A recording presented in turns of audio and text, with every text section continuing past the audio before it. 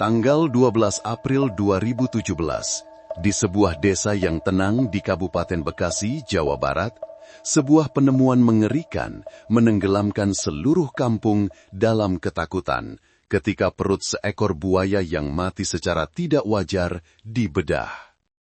Pak Surya Wijaya, pemilik peternakan buaya terbesar di daerah itu, terdiam membeku ketika melihat di dalamnya ada sepotong tulang manusia yang masih ditempeli serat daging keabu-abuan.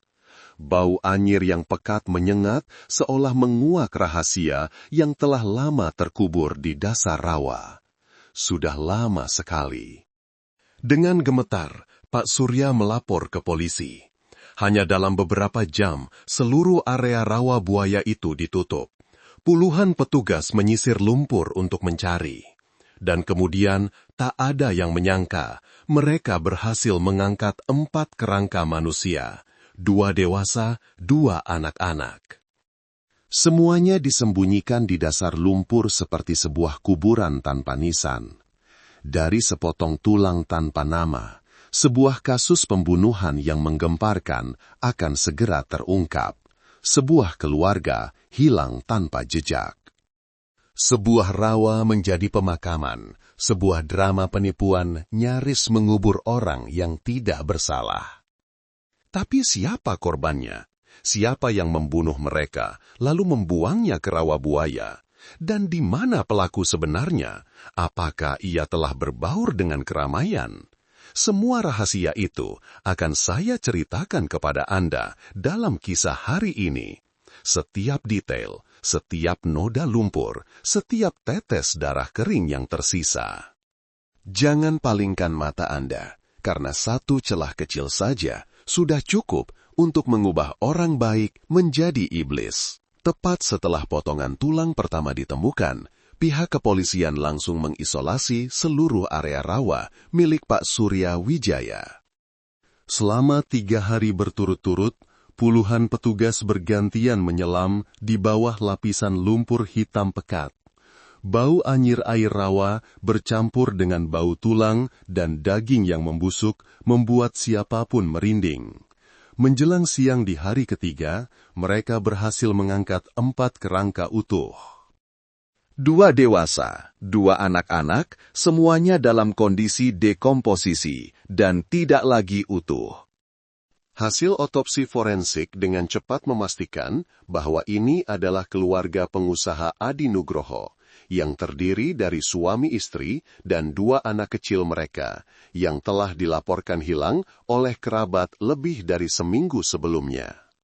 Seluruh desa gempar, sebuah keluarga yang dulu kaya dan dikenal baik hati, kini terbaring dingin di dasar rawa. Namun tragedi belum berhenti di situ. Ketika tim investigasi masih sibuk mencari petunjuk, Hendra Gunawan, kakak kandung korban, tiba-tiba muncul di lokasi kejadian. Hendra tersungkur di tepi rawa, menangis histeris, tangannya menggaruk lumpur, mulutnya tak henti-hentinya meneriakkan nama adiknya.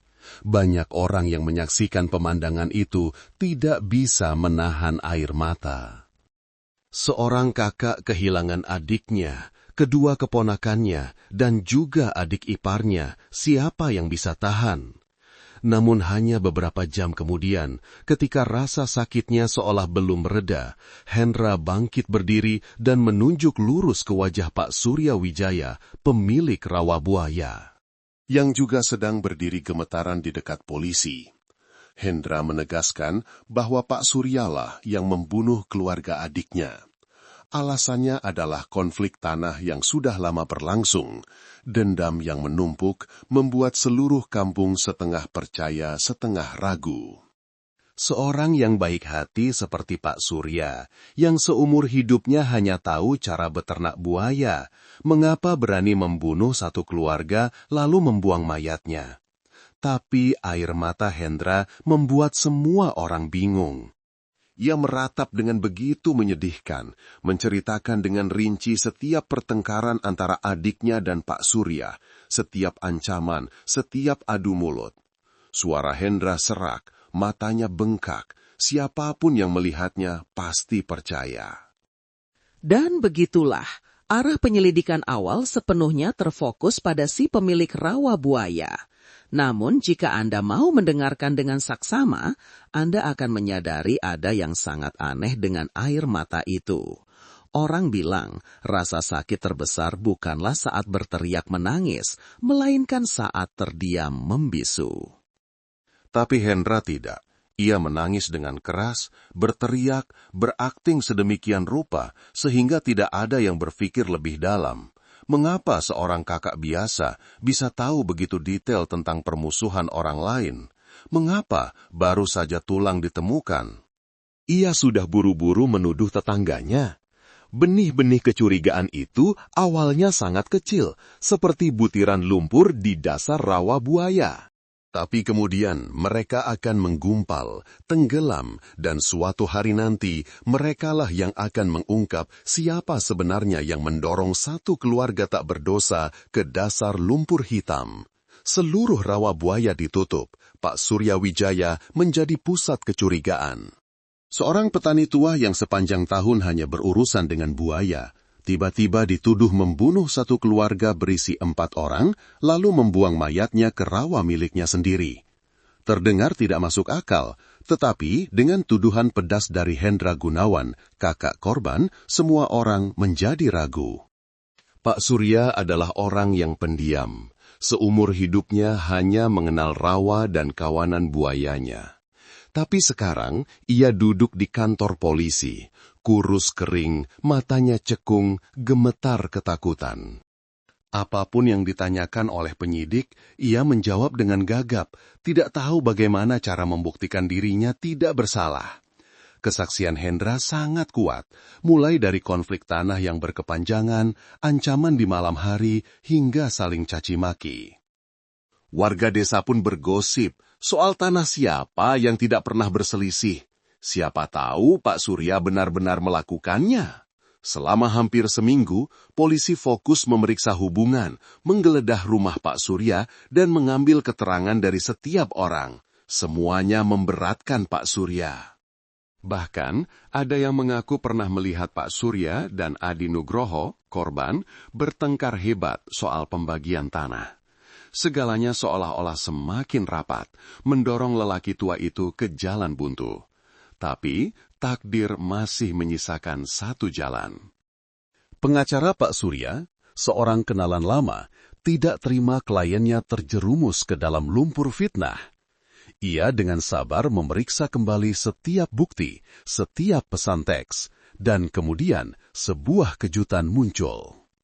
Tepat pada malam keluarga Adi Nugroho dipastikan hilang, Pak Surya sama sekali tidak berada di rawa. Ia berada di rumah sakit di kota selama 2 malam berturut-turut untuk merawat ibunya yang sedang dalam kondisi darurat. Tidak hanya ada rekam medis, tetapi juga kesaksian dari perawat, dokter, dan orang-orang yang menjaga pasien di ruangan yang sama. Semuanya mengonfirmasi bahwa Pak Surya Wijaya tidak mungkin bepergian, apalagi kembali ke desa untuk melakukan pembunuhan satu keluarga, lalu kembali lagi ke rumah sakit seolah tidak terjadi apa-apa. Plot twist ini seperti siraman air dingin bagi kerumunan yang penasaran. Semua bukti, semua rumor, semua air mata Hendra yang meratap tiba-tiba menjadi aneh. Jika Pak Surya tidak bersalah, lalu siapa sebenarnya yang dengan kejam merenggut nyawa 4 orang, lalu membuangnya ke rawa buaya? Siapa pelaku sebenarnya? Tidak ada yang mengatakannya, tetapi di benak para penyidik, sebuah pertanyaan mulai merayap. Mengapa Hendra menangis begitu banyak, tetapi menjadi satu-satunya orang yang tergesa-gesa menuduh sejak awal? Apakah ia seorang kakak yang benar-benar berduka atau seseorang yang takut sesuatu akan terbongkar? Kasus ini menemui jalan buntu. Seluruh tim khusus seolah duduk di atas bara api. Pelakunya masih di luar sana, dan ia bersembunyi di balik air mata yang tidak semua orang cukup jernih untuk menyadarinya.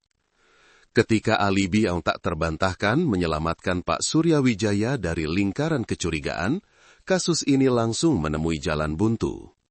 Semua arah penyelidikan yang tadinya terfokus pada satu sisi, kini lenyap seperti buih. Pelaku sebenarnya masih di luar sana, tersembunyi di balik air mata dan ratapan yang memilukan. Kolonel Hartono, kepala tim khusus, adalah orang pertama yang menyingkirkan semua prasangka dan memerintahkan peninjauan ulang seluruh berkas dari akarnya. Ia menyadari bahwa untuk menemukan pembunuh keluarga Adi Nugroho, mereka harus mulai dari hubungan terdekat. Hubungan saudara kandung bisa berubah menjadi tragedi yang mengubur 4 nyawa. Polisi kembali ke desa Hendra dan Adi. Mereka mendengarkan para tetangga, bertanya kepada kerabat, bahkan menggali cerita-cerita yang tampaknya hanya perselisihan kecil.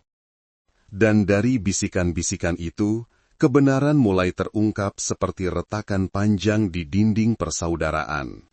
Hubungan antara kedua saudara, Hendra dan Adi, sudah lama tidak harmonis. Banyak orang menceritakan bahwa Hendra, sebagai anak sulung, merasa sangat dirugikan ketika orang tua mereka membagi tanah warisan. Bagian tanah yang ditempati Hendra hanya setengah dari bagian yang diterima Adi. Awalnya Hendra pasrah, berpikir bahwa darah lebih kental dari air, lebih baik mengalah. Tapi ketika Adi menjadi kaya raya, Hendra justru semakin terpuruk, usahanya selalu gagal. Dendam menumpuk di atas dendam, rasa rendah diri menumpuk di atas rasa rendah diri. Namun saat makan bersama, mereka tetap harus duduk semeja, tetap tersenyum, tetap saling memanggil Mas dan Dik. Lalu pertengkaran pun dimulai. Tanah peninggalan ayah mereka, Hendra ingin dibagi 2 rata, tapi Adi tidak setuju. Sang adik punya uang, punya kuasa, punya suara, semakin hari semakin menekan kakaknya ke sudut. Mediasi di tingkat RT, di kantor desa, semuanya gagal. Semua orang mengira perselisihan kakak beradik pada akhirnya akan selesai. Siapa sangka benih kebencian terus tumbuh di hati sang kakak yang tadinya dikenal paling baik di kampung. Namun, yang membuat para penyidik lebih curiga adalah cara Hendra begitu tergesa-gesa menyalahkan Pak Surya Wijaya. Seseorang yang benar-benar berduka karena kehilangan adik dan keponakannya, apakah akan cukup tenang dan punya skenario untuk mengarang begitu banyak detail konflik dengan Pak Surya? Dan yang lebih penting, mengapa Hendra tahu begitu rinci tentang masalah tanah, seolah-olah dirinya lah yang paling sering bertengkar dengan Adi? Di bawah lampu ruang interogasi, para penyidik berpengalaman mulai melihat lebih jelas wajah asli di balik mata yang bengkak karena menangis. Seorang kakak yang kehilangan adiknya akan merasa sakit, tetapi seorang kakak yang membunuh adiknya akan merasa lebih takut dari siapapun. Dan dalam ketakutannya itu, ia tanpa sadar telah meninggalkan retakan yang tidak bisa diperbaiki. Malam itu, seluruh tim khusus begadang untuk menyusun ulang berkas. Petunjuk-petunjuk baru mulai muncul seperti bayangan samar di dasar rawa, hanya menunggu cahaya untuk menyorotnya langsung. Setelah berhari-hari menyelidiki hubungan persaudaraan itu, kecurigaan terhadap Hendra Gunawan semakin jelas. Namun, untuk mengubah semua kecurigaan menjadi bukti kuat, para penyidik masih kekurangan satu mata rantai penting. Bagaimana Hendra melakukannya? Di mana ia membuang barang bukti? Adakah saksi mata? Seluruh tim menggeledah rumah Hendra dan juga rumah keluarga Adi. Anehnya, rumah Adi, seorang pengusaha kaya yang memiliki mobil miliaran rupiah, sama sekali tidak memasang kamera keamanan. Kelalaian itu sama saja dengan membuka pintu lebar-lebar bagi kejahatan. Semua jejak di dalam rumah telah dibersihkan oleh Hendra, dinding dicat ulang, lantai digosok bersih, tidak ada lagi noda darah atau jejak sepatu yang mencurigakan. Namun, Tuhan tidak membiarkan orang benar celaka. Saat memeriksa rumah-rumah tetangga, seorang penyidik menemukan bahwa rumah di seberang jalan memasang kamera keamanan yang mengarah langsung ke gerbang rumah Adi. Semua harapan tertumpu pada sebuah rekaman video berdurasi beberapa jam yang cukup untuk membongkar segalanya. Rekaman itu menunjukkan sekitar pukul 9 malam pada hari keluarga Adi hilang, Hendra diam-diam datang dengan gerobak roda 3 tuanya ke depan gerbang rumah adiknya. Ia masuk dan tinggal sangat lama, lampu di dalam rumah masih menyala terang. Menjelang pukul 1 pagi, gambarnya buram tetapi cukup jelas. Hendra seorang diri berjuang menyeret 4 karung hitam besar yang menggembung dan dengan susah payah menaikkannya ke atas gerobak. Wajahnya basah oleh keringat, matanya terus melirik ke sana kemari. Satu tangan menarik karung, satu tangan lagi buru-buru menyeka darah yang menetes keluar. 4 karung hitam itu tak lain adalah 4 nyawa tak berdosa, yang diam-diam di bawah Hendra di tengah malam, melaju di jalan gelap yang mengarah langsung ke rawa buaya milik Pak Surya. Sebuah rencana pembuangan mayat yang mengerikan, namun terlalu ceroboh karena ia tidak menyangka tatapan sebuah kamera tetangga tanpa sengaja telah menembus kegelapan malam. Video itu diputar ulang di ruang rapat, banyak yang menghela napas panjang. Betapa Hendra dulu menangis histeris, betapa ia menuduh Pak Surya, kini semuanya hanyalah sebuah drama yang kikuk. Satu-satunya perbedaan adalah, wajahnya di dalam video bukanlah wajah seorang kakak yang berduka, melainkan wajah seorang pembunuh yang telah membantai darah dagingnya sendiri, lalu dengan gemetar memikul akibatnya, berharap bisa mengubur segalanya di bawah lumpur hitam. Dengan petunjuk emas ini, surat perintah penangkapan darurat untuk Hendra Gunawan ditandatangani malam itu juga. Ia digiring, tatapannya kosong, tangannya gemetar saat melihat citra dirinya terbongkar.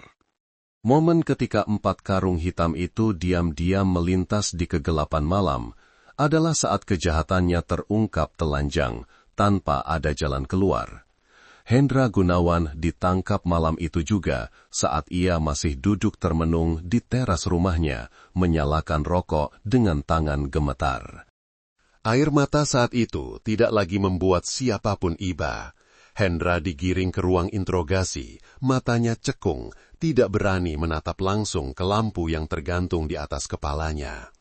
Awalnya Hendra masih berbelit-belit, bersikeras mengaku tidak bersalah. Ia terus-menerus menyebut nama Pak Surya Wijaya, seolah berpegang pada skenario yang pernah ia ciptakan. Namun, ketika penyidik diam-diam meletakkan laptop di hadapannya, memutar video yang merekam adegan 4 karung hitam diseret di tengah malam, wajah Hendra pucat pasi, napasnya tersengal, seolah paru-parunya diremas. Momen ketika ia menundukkan kepala, bahunya bergetar pelan, tak akan ada yang lupa.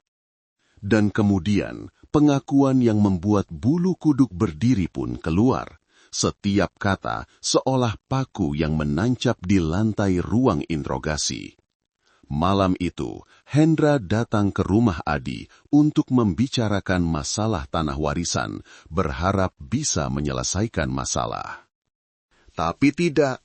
Adi yang kaya dan merasa superior, semakin berbicara semakin menyentuh rasa malu Hendra. Ia diejek sebagai pecundang, menumpang hidup di tanah warisan, tidak pernah bisa bangkit. Hinaan itu bagi Adi mungkin hanya kebiasaan meremehkan kakaknya, tapi bagi Hendra itu adalah tetes terakhir. Dalam kemarahan yang membabi buta, Hendra meraih palu yang terselip di pinggangnya, lalu memukulkannya tepat di kepala adiknya. Saat Adi tersungkur, darah menggenang di lantai, Hendra masih berdiri terengah-engah, wajahnya pucat, matanya kosong. Tapi tragedi belum berhenti. Jeritan adik ipar dan kedua anaknya memecah ketakutan awalnya. Dalam sekejap, ia samar-samar menyadari, jika sudah terlanjur membunuh 1 orang, bagaimana cara membungkam 4 saksi yang tersisa. Hendra gemetar hebat, masih menggunakan palu yang sama, di tengah tangisan dan permohonan ampun yang memilukan dari kedua keponakan kandungnya. Ia tidak ingat berapa kali ia memukul, Hanya ingat suara palu menghantam tengkorak yang mengerikan. Ingat cipratan darah yang sampai ke dinding. Ingat tangannya, bukan lagi tangan seorang kakak, melainkan tangan seorang pengecut yang ketakutan sampai ke tulang sumsum. Yang harus menghapus semua yang telah ia perbuat. Tapi seorang pembunuh selalu berpikir ia lebih pintar dari takdir. Hendra memasukkan 4 mayat ke dalam 4 karung hitam, menunggu hingga tengah malam, baru diam-diam kembali ke rawa buaya Pak Surya. Ia tahu Pak Surya pernah berselisih soal tanah dengan Adi. Jika ditemukan, semua kecurigaan akan tertuju padanya. Sebuah drama telah disiapkan. Air mata telah disiapkan, tinggal menunggu seseorang menemukan tulang, dan Hendra akan menangis, akan berteriak, akan menjadi kakak paling malang di kampung. Di ruang interogasi, Hendra menunduk sangat lama, ia takut menatap siapapun. Seorang pria yang selama bertahun-tahun dikenal baik dan sabar, tergelincir hanya karena satu malam kemarahan. Tapi kemarahan itu dipupuk oleh iri hati, kebencian, dan rasa rendah diri yang tak tertahankan. Harganya adalah 4 nyawa, adalah isak tangis darah dagingnya sendiri yang terkubur dalam lumpur hitam di bawah rawa buaya. Ketika pengakuan terakhir dicatat, seluruh ruang interogasi seolah diselimuti udara dingin. Setetes air yang tampak tidak berbahaya bisa memecahkan gelas yang sudah penuh dengan kebencian. Dan terkadang iblis tidak berada di tempat yang jauh.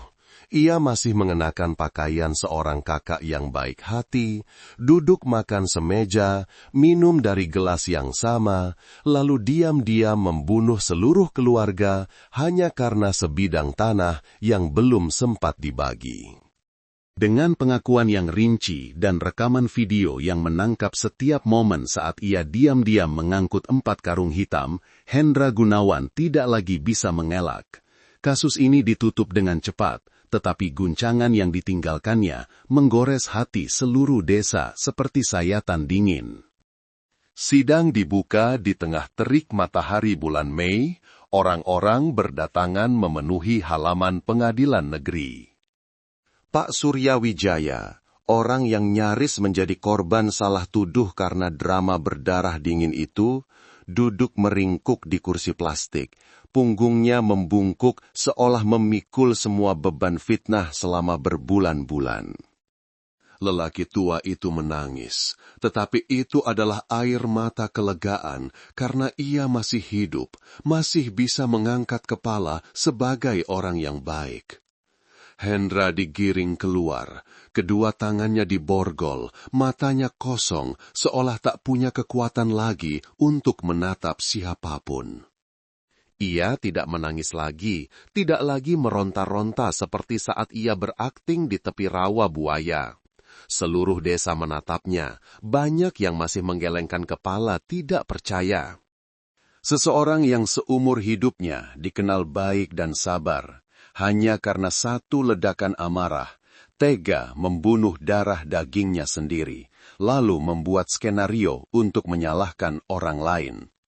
Majelis hakim hanya butuh beberapa jam untuk menjatuhkan vonis, hukuman mati.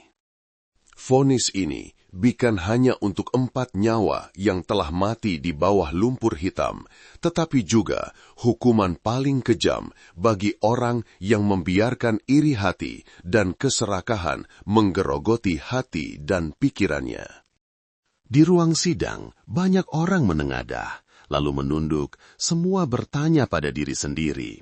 Jika Hendra mau sedikit lebih sabar, jika Adi tahu cara menjaga ucapannya, jika keluarga mau duduk bersama dan dengan tulus membagi kembali tanah peninggalan orang tua, apakah masih akan ada kain kafan putih untuk 4 nyawa? Ketika mendengar langsung dari mulut Hendra tentang tahun-tahun hidup dalam rasa rendah diri dan kekalahan, tentang malam terakhir ia menangis karena dihina, mungkin ada yang merasa kasihan. Tapi setelah rasa kasihan itu, orang-orang tetap bergidik karena ketika rasa iri sudah meresap ke dalam darah, ia mengubah orang yang tadinya sabar menjadi iblis pembunuh tanpa kedip. Saat pulang, warga desa melewati rawa buaya milik Pak Suryawijaya. Rumputan di tepiannya masih menyembunyikan lumpur dari hari-hari ketika polisi mengaduknya untuk mengangkat setiap potongan tulang dalam diam. Rawa itu, yang tadinya menjadi sumber penghidupan keluarga Pak Surya, kini membawa sebuah pengingat. Selama manusia serakah dan berhati jahat, segala sesuatu yang damai bisa berubah menjadi lubang kubur yang paling menakutkan. Vonis mati dijatuhkan, Hendra menunduk pasrah tanpa mengajukan banding. Ia tahu semua jalan mundur telah tertutup. Tinggal menunggu hari untuk membayar utang darah dengan nyawanya sendiri. Meninggalkan sebuah keluarga yang hancur, sebuah pemakaman yang sunyi, dan sebuah rawa yang belum hilang bau anyir kejahatan. Ketika sidang berakhir, ketika palu hukuman mati diketuk, orang-orang baru tersentak melihat kembali. Pada akhirnya, yang membunuh 4 nyawa tak berdosa itu bukan hanya palu di tangan Hendra Gunawan, tetapi juga rasa iri, rendah diri, dan keserakahan yang telah menggerogoti hubungan darah mereka sejak lama. Sebidang tanah warisan yang seharusnya menjadi tempat anak cucu berkumpul untuk menghormati orang tua, malah menjadi alasan bagi 2 saudara untuk saling memandang sebagai musuh. Hendra, seorang kakak yang pernah dianggap baik dan sabar, pada suatu titik menjadi buta karena amarah hingga mengubah dirinya menjadi iblis. Namun, tidak bisa dikatakan semua kesalahan ada pada Hendra. Karena jika Adi tahu cara menjaga ucapan, tahu cara sedikit mengalah, sedikit saling menghormati, mungkin malam yang menentukan itu tidak akan pernah terjadi. Banyak orang di desa menceritakan setiap kali melewati rawa buaya, mereka masih bergidik. Lumpur hitam yang dulu menelan 4 nyawa, kini memajang aib bagi seluruh keluarga besar. Tanah peninggalan orang tua kini basah oleh darah kerabat. Tidak ada lagi yang berani memperebutkannya karena telah menjadi kuburan tanpa nisan bagi ambisi yang tidak mengenal batas. Kisah ini menyakitkan, tetapi merupakan peringatan yang paling jelas. Terkadang, batas antara tanah dan darah begitu tipis dan kejam. Orang bisa mengalah pada orang asing, tetapi tidak mau mengalah pada darah dagingnya sendiri. 1 kata mengalah menyelamatkan 9 kebaikan. Pepatah itu terdengar kuno. Tetapi jika Hendra dan Adi memahaminya lebih awal, hari ini tidak akan ada vonis mati, tidak akan ada 4 kuburan yang terdiam di bawah rawa buaya. Jika Anda mendengar sampai di sini, simpanlah satu hal untuk diri Anda sendiri. Harta sebanyak apapun bisa dicari kembali, tetapi ikatan keluarga yang telah hilang selamanya tidak akan bisa ditambal.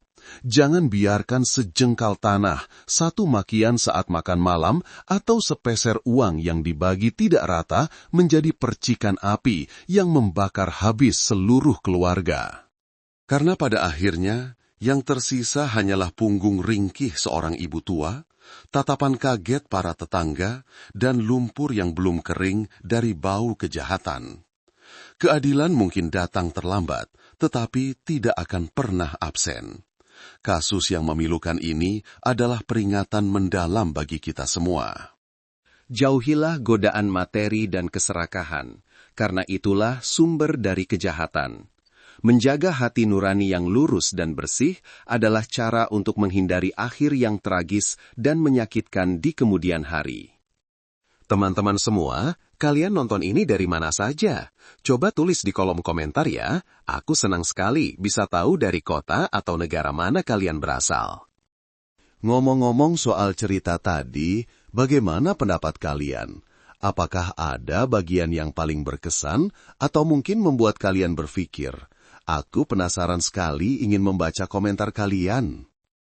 Dimanapun teman-teman berada saat ini, aku doakan semoga kalian semua selalu sehat, selamat, dan dilimpahi kedamaian dalam hidup. Jaga diri baik-baik ya.